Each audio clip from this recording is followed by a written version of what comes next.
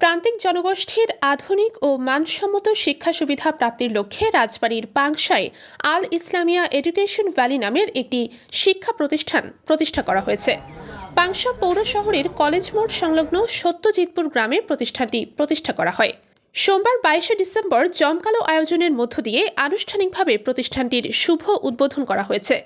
অনুষ্ঠানে প্রধান অতিথি হিসেবে উপস্থিত থেকে প্রতিষ্ঠানটির শুভ উদ্বোধন করেন পাংশা উপজেলা নির্বাহী অফিসার মোহাম্মদ রিফাতুল হক। উদ্বোধন অনুষ্ঠানে স্বাগত বক্তব্য দেন পাংশা মহিলা কলেজের শিক্ষক MA জিন্নাহ। এ সময় উপস্থিত ছিলেন উপজেলা প্রকৌশলী প্রণব ক্রান্তি বল, উপজেলা প্রকল্প বাস্তবায়ন কর্মকর্তা মোহাম্মদ আসলাম হোসেন। এ সময় আমন্ত্রিত 2026 সেশনে ভর্তি শিক্ষার্থী ও অভিভাবকদের ফুল দিয়ে বরণ করে নেওয়া হয়। এছাড়াও প্রতিষ্ঠানটির উদ্বোধন উপলক্ষে সোমবার বিভিন্ন সময়ে উপজেলার বিভিন্ন শিক্ষানুরাগী ও রাজনৈতিক ব্যক্তিবর্গ শিক্ষা প্রতিষ্ঠানটি পরিদর্শন করেন।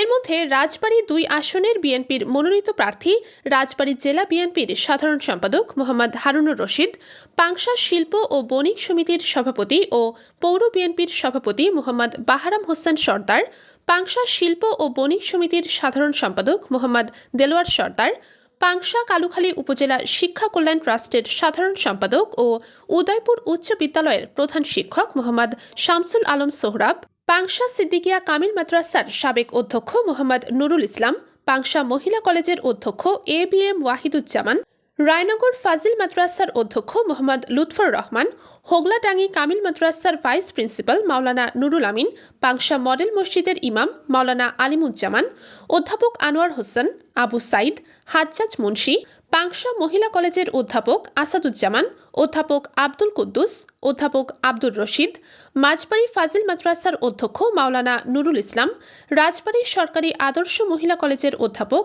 আসাদুজ্জামান, পাংশা সিদ্দিকিয়া মাদ্রাসার ভাইস প্রিন্সিপাল আবদুল্লাহ আল মাসুদ সহ অনেকে।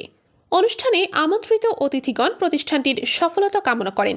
দোয়া ও মোনাজাতের মাধ্যমে উদ্বোধন অনুষ্ঠানের সমাপ্তি হয়।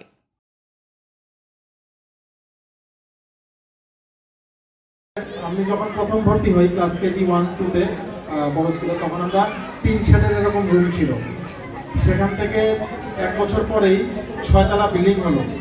একদম খুব সুদৃশ্য লাল ইটের একদম নতুন একটা স্থাপনা।